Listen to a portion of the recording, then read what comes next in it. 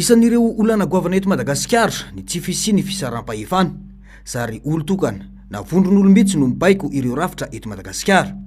Etsy ankilany tsy mipetraka araka ny tokony ho izy ary tsy mandeha amin'ny ady ho an'ny tombotsoa-bahoaka ny politika eto amintsika, hoy ny Front National ny antoko-tiko Madagasikara Ravalomanana Marika.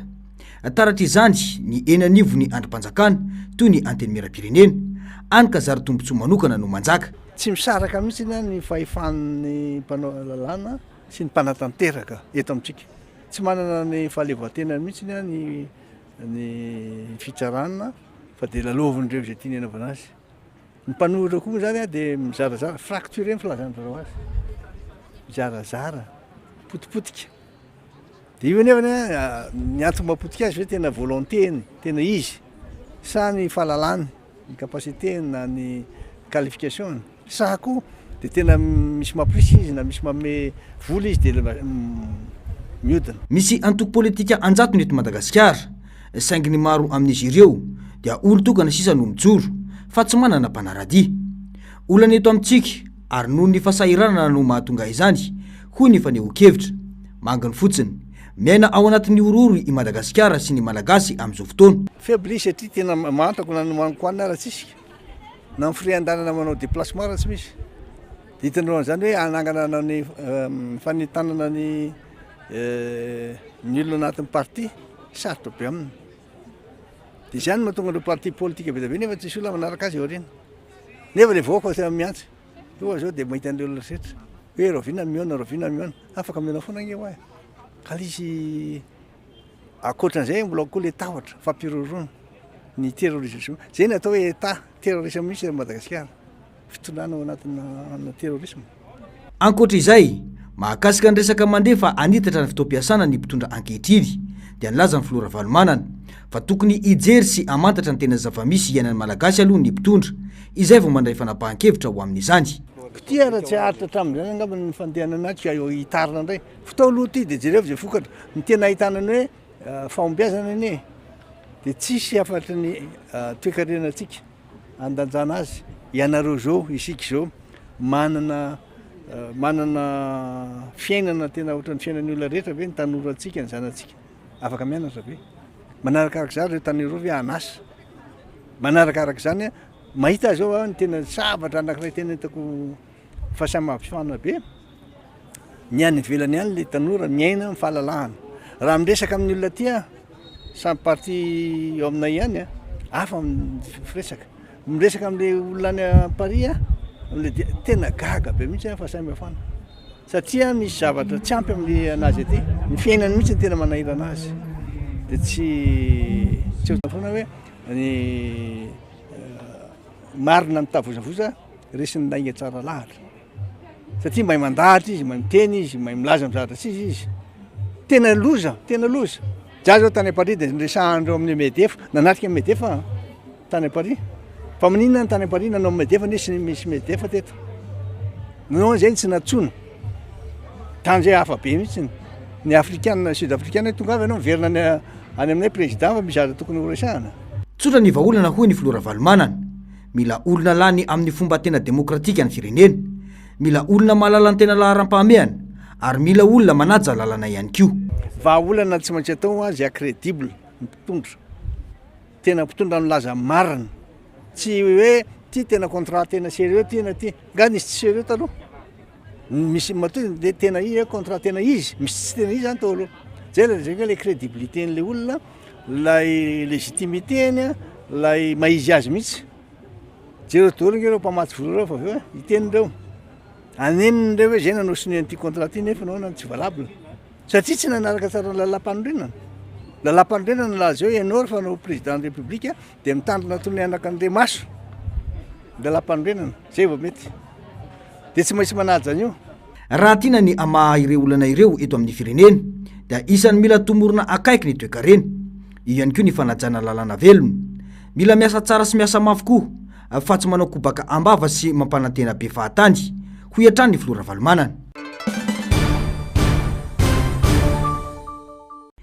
Ny Youth Leadership Seminar, ny Youth Leadership Training Programme, ny vovonana Coalition pour la Justice Sociale na ny CO Justice, ivondronan'ireo firaisamon'ny pirenena sendika ary antoko politika ny setra ifanakalozana anatsarana ny fanaovana politika na ny siap izay ahitana ireo antoko politika mananosony na tsy ny sata ho an'ny fitsipitondratena mendrika. Ireo setra dimy ireo no apetraky ny Fondation Frédéric Chébert ho an'ny Madagasikara amin'izao fotoana ikatona tanteraka izao. 17 taona nanomboka ny taona 470 no nanokatra ny varavarana teto amintsika ny FS izay no manome tantsoroka an'i Madagasikara sy ny Malagasy anamafisana orona ny endriky ny demokrasia sy ny fahalalana maneho hevitra, ny zotra-pifidianana, ny fitondrana tsara tantana, ny ady amin'ny kolokolo sy ny maro hafa. Tantsoroka mifototra tamin'ny afanofanana ireo olom-pirenena vanona na lahy fa indrindra ny vehivavy teo amin'ny lafiny iahitarika sy politika. Manana ny olona manana ny fahaiza-manao ho amin'ireo setra ireo i Madagasikara ho ny FS ka afaka mifampizaratra kefa amin'ny rehetra. Ny volana Aogositra ho avy izao no ikatona tanteraka ny FS eto Madagasikara. Tena ilain'ny Madagasikara nefa ny fisiny ho ny Flora Valomanana. Ireo no mamolavola sy mampianatra any tanora amin'ny politika, indrindra fametrahana zany demokrasia zany. Tsy hoe izany fa tena ny demokrasia, tena manana fahalalana izy ireo. Faharoa, ny FS dia tena misokatra amin'ny firenena maro. Misy lafiny politika koa nefa reo. Satria hita zany fa tsy dia misy tazana zareo. Zatra mavariana ty Afrika, anankiroa reny ny firenena nakatona. Zay mahatonga ny resaka taminy teo. Fa tsy raha teo mba iresaka any Berlin tsika dia hoe ahoana ny tena antony, inona ny antony. Fa tsy akehitriny akatona zao. Ahoana nampianarana reto tanora betabetra Madagasikara reto mpanao politika antsika. Ahoana nampanjakana ny demokrasia. Hitanao tsara ny FS zany fa tena manoro izy ary mamolavola olona. Ny zaratelo ny fotoana nisy ny FS teto Madagasikara dia ny nanomboka ny taona 470 ka hatramin'ny taona 570. Ny taona 770 ka hatramin'ny taona 2000 ary ny taona 20 ka hatramin'ny taona 520 izao. Ny antoko politika social-demokraty Alemana na ny SPD no mamatsy arabola ny FS. Noho ny antony arabola nefa dia ikatona ireo progressive ny FS ka niroa amin'ireo aty Afrika dia ny eto Madagasikara sy any Rwanda. Indroa amin'izao no nikatona ny FS Madagasikara. Raha ny fanazavana dia sarotra mba tsy ilazana hoe tsy heverina intsony ny FS eto Madagasikara.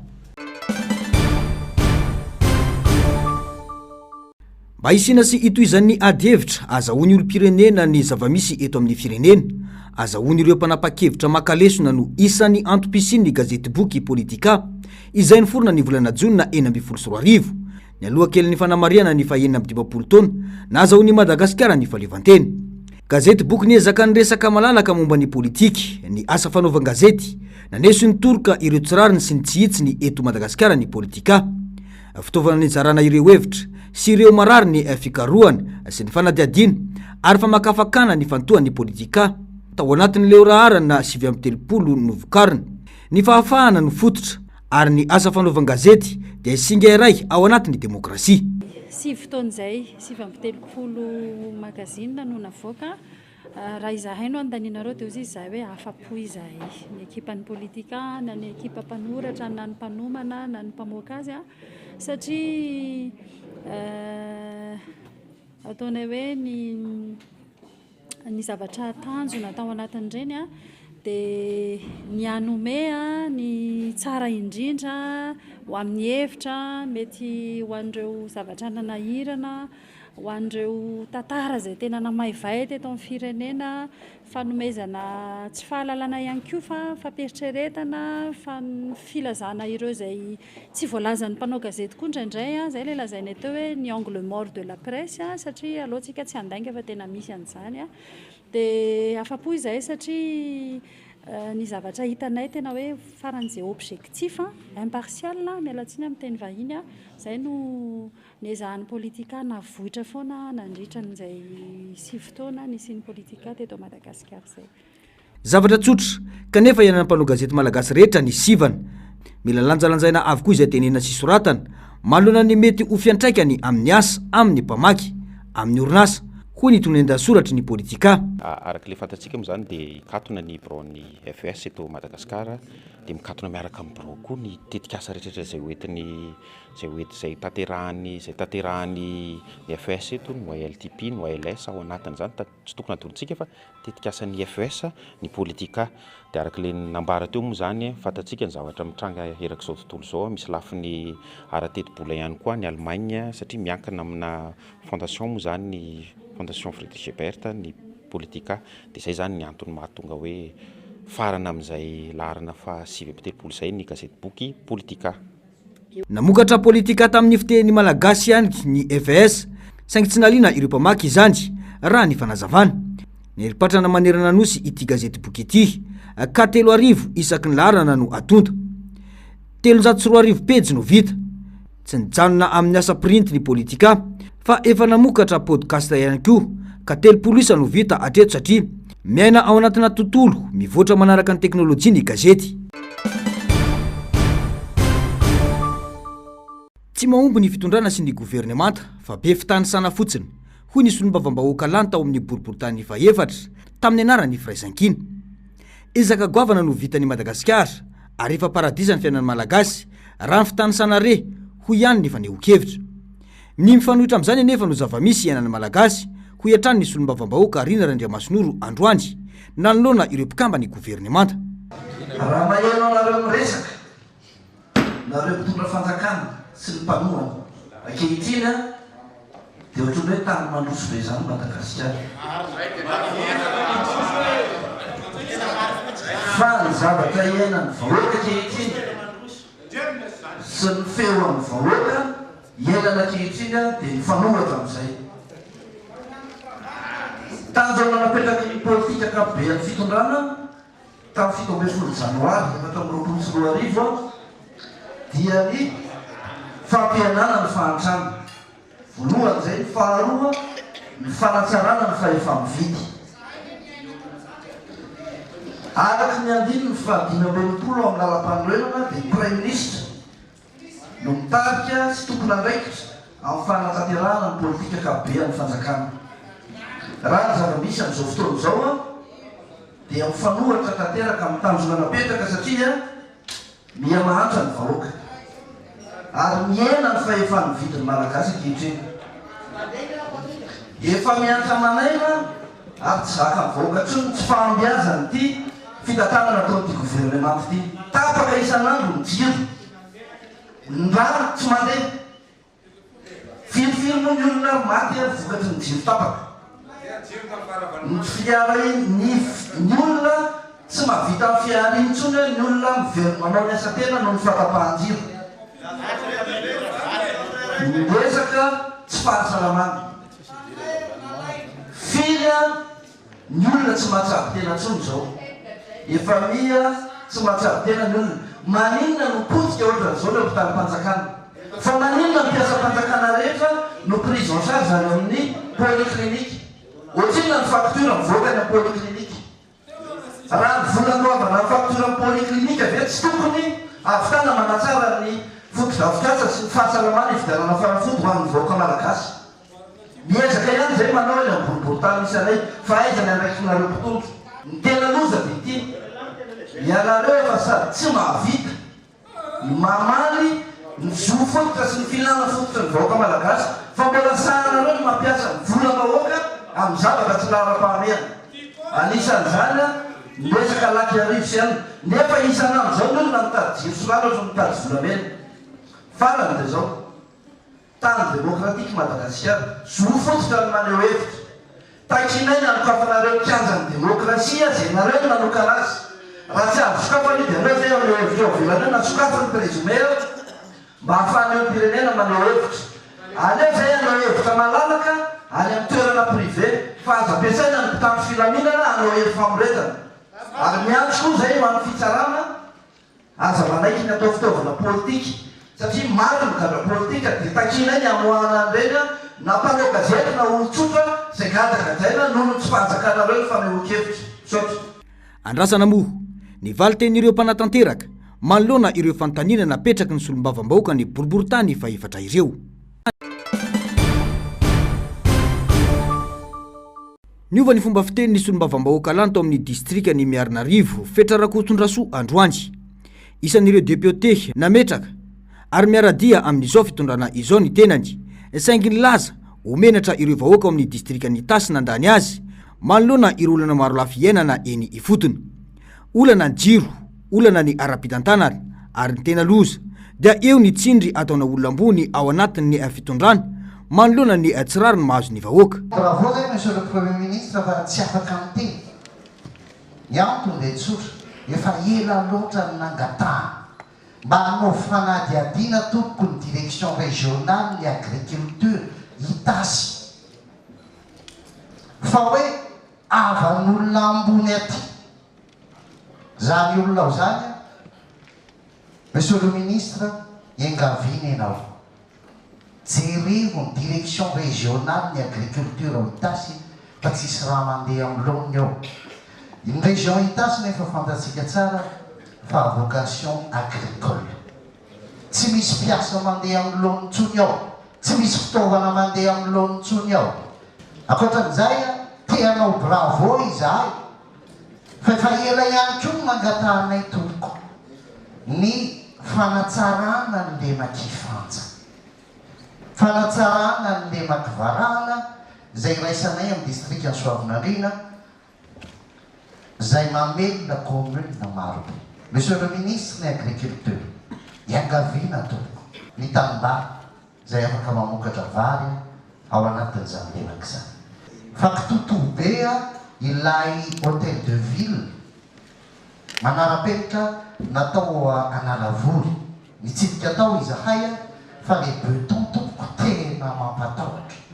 Dikan'izay tsy ho azo tokanana io, tsy azo ampiasaina nefa vola mpanjakana no latao. Misy raha tahaka an'ity any aminay monsieur le premier ministre, fantatrao tsara ny ao Ambatomajaka ao amin'Andrena Voavy izay tena misy fananarotapahefana. Misy olona vaty ambony fantatro izy io fa tsy tononoketony anarany manao tsindry ary mandroka vahoaka amin'ny tany mandravatra amin'olona. Any amin'ny 500 ny olona tsy manan-kelo fa ao anatin'izany fokotany izany. Santionany tamin'ny feon'okevitra nataon'ireo solombavam-bahoaka miara-dalana amin'ny fitondrana dia tia amin'ny anteny meram-pirenena irina rahantsika teo iny. Raha fehezina dia tsy diso ny fanoherana ny laza fa fitondrana tsy mahomby sy mpanao tsindry azo lena no misy eto Madagasikara amin'izao fotoana.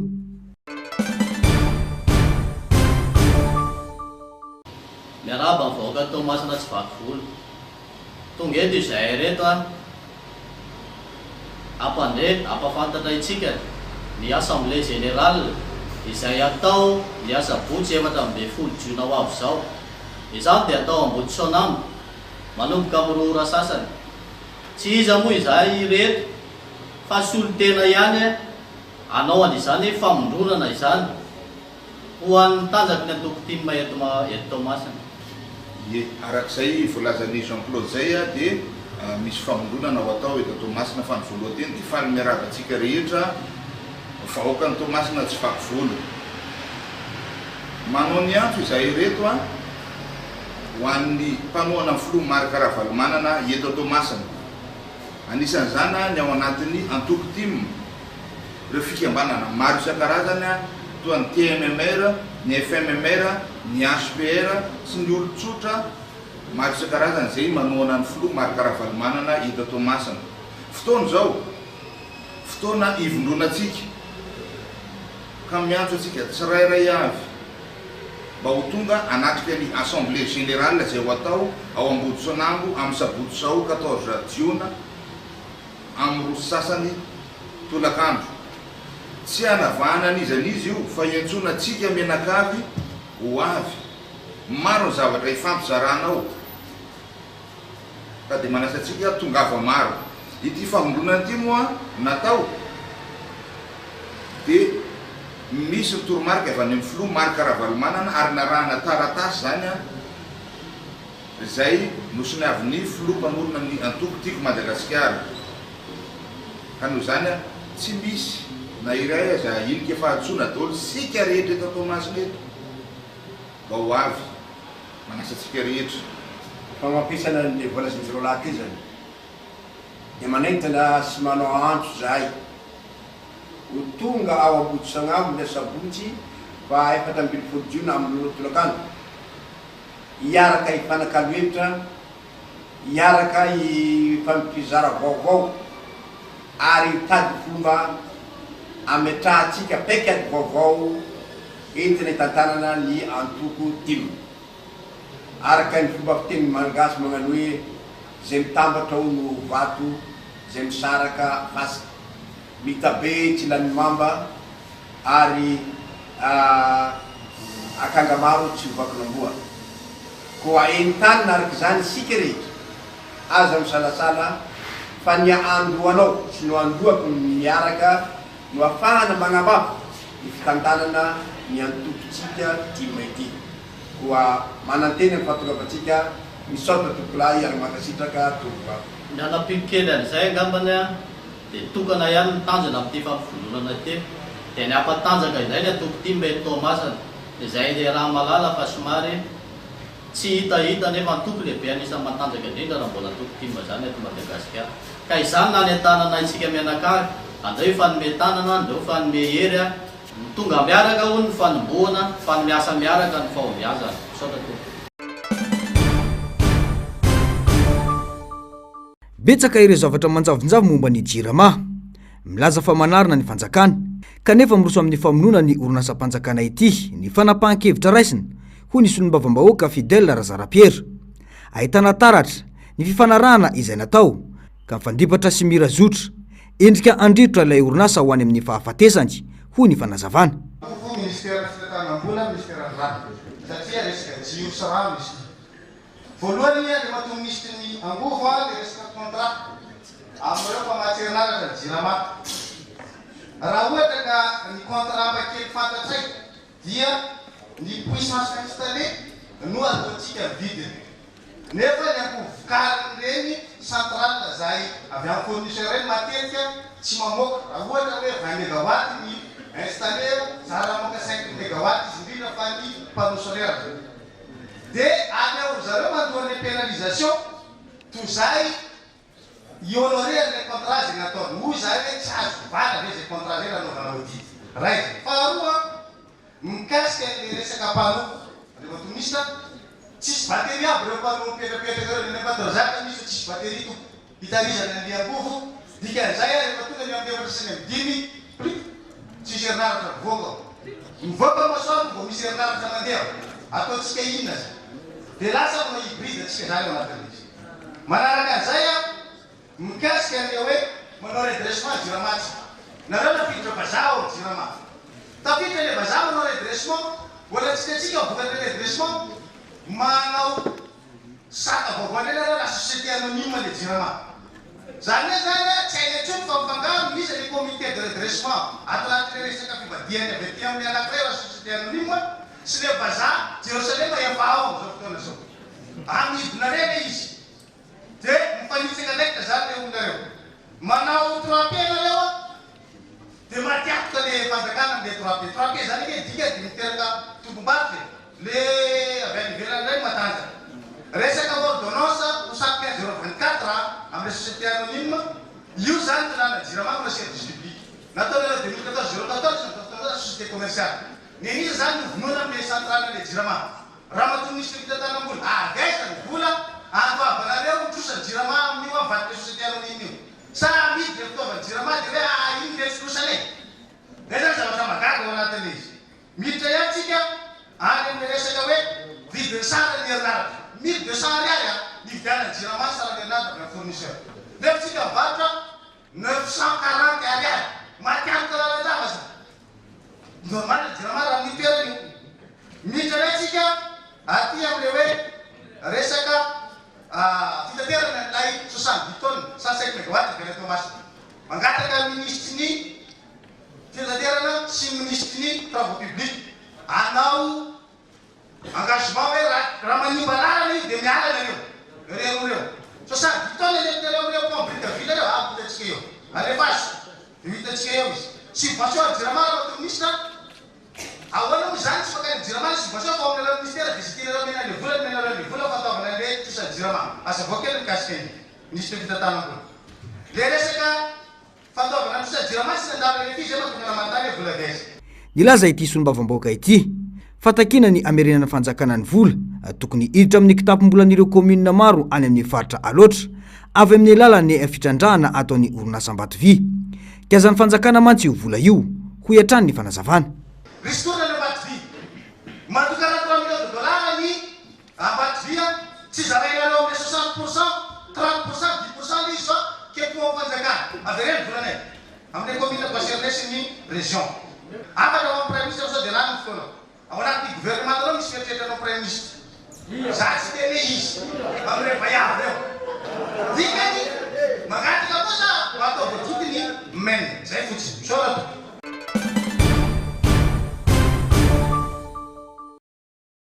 Tuntusan'ny marana teto Anosipatrana niezika famarana ny fampiofanana ireo mpamonjy voina eto Antananarivo izay nitarihin'ireo mpamonjy voina avy any Kanada.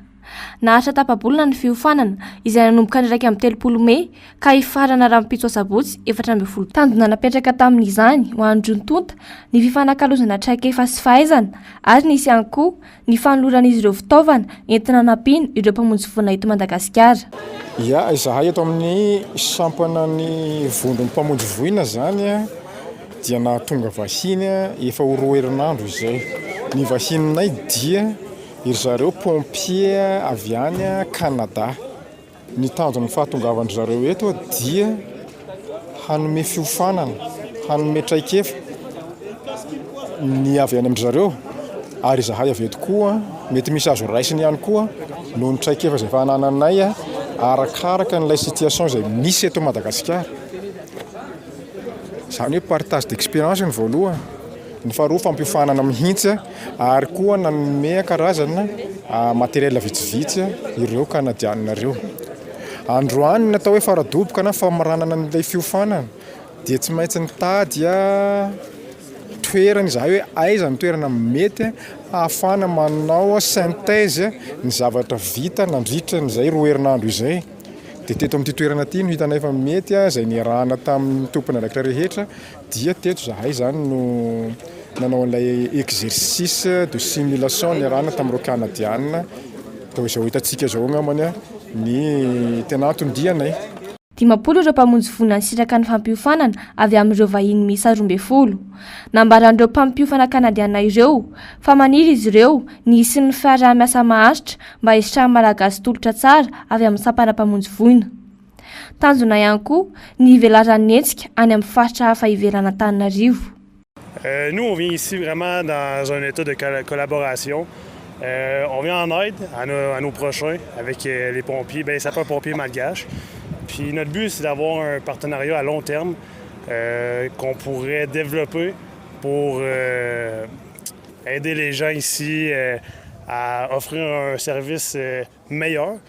Puis on apprend beaucoup d'eux, puis ils apprennent beaucoup de nous. C'est aussi un échange de culture, donc c'est super plaisant de pouvoir faire ça. On avait 50 pompiers à former et on était 12 pompiers canadiens qui formaient ces pompiers. On aimerait revenir dans 1 an ici. Justement pour développer le partenariat à long terme et le faire à chaque année. S'il y a de l'ouverture, mais je crois qu'il y a beaucoup d'ouverture jusqu'à maintenant là-dessus. Nanambara ireo sampana mpamonjy voina nahazo fiofanana ireo fa maro ny olona nasetrany ireo toy ny tsy fahampian'ny olona miasa sy ireo fitaovana entina nanatanterahana ny asa. Na izany aza nefa dia miezaka hatrany izy ireo mitady vahaolana hanampiana ny mponina Antananarivo.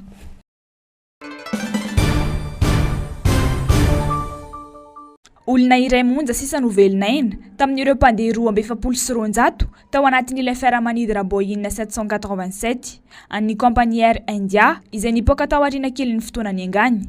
Zotra ny ainga tao amin'ny seranam-piaramanidiny Ahmedabad, Inde, ho an'ny Gatwick, Londres, teratany Britanika ity velinaina ity raha ny fanamafisana nataon'ny ministera ny ady tany any an-toerana. Tao aorian'ny fitsidiana n'ilay mpandeha sisa velona tao amin'ny hopitaly dia nanao fanambarana fisaonana i Hamid Shah, ministra ny ady tany ary naneho fiaraha-miombona alahelo tamin'ireo fianakaviana ny aram-boina. Isan'ny lozam-pitaterana nabakabaka lehibe indrindra niseho tao Inde tato anatin'ny taonjato maromaro ity niseho ity, olona miisa 220 nahitana mpandeha 300 izay teratany indiana ny 17 britanika ny 17 portugais ny 7 kanadianina iray ary 24 ireo mpikambana tamin'ny ekipa toy ireo mpanamory sy ny mpanampy azy mbola tsy fantatra mazavatra eto ny antony nahatonga ny loza ny orinasa Boeing moa dia ao anatin'ny fanangonam-baovao amatarana ny fodotry ny loza araka ny lahatsara izay niely teny anivon'ny tambazotra sosialy dia naikatra tampoka ny lohan'ilay fiaramanidina avy eo ny korisa tampoka ary ny anjera mafy tamin'ny tany ny vary natao amin'ny sekoly ambony iray momba ny fitsaboana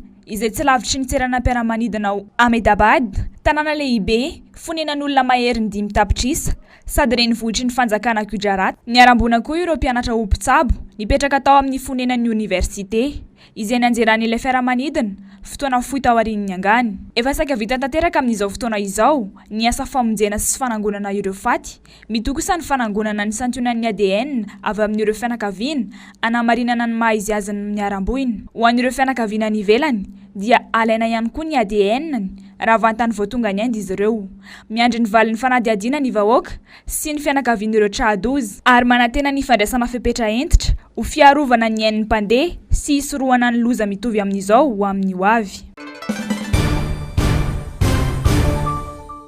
Nao fanafiana goavana tany Iran tafika Israelianina alina ray manontolo voa mafy tamin'ny daroka bomba nataony tao Teheran renivohitra Iran ny tobi-piadiana nokleary sy miaramila iraniana ao Natanz ampolony ireo toby voazera bomba raha ny vavao ary namoizana mitarika ambony ao amin'ny garde révolutionnaire iraniana sy ny tafika iraniana ny fanafiana nataony Israely ka anisan'izany i Hossein Salami lehiben'ny garde révolutionnaire ary ireo manampahaizana momba ny atoma angidy sy afetra ho an'i Israely no valokafatra ho l'Ayatollah Ali Khamenei guide suprême en Iran manoloan'izany moa dia nakatony Israely ny faritra bakabany ary miatra ny antoerana ny fepetra amin'ny tany misy otakotaka na ny état d'urgence ora vitsy taorian'ny fanafiana nandefa drone zato mahery mankany Israely ho valon'ny fanafiana i Iran ary nitafika Israeliana ny sankilany nanao ezaka tamin'ny fiarovana ny tenany amin'ny alalan'ny rafitra fiarovana nabakabaka raha ny fanazavan'ny prime ministre israeliana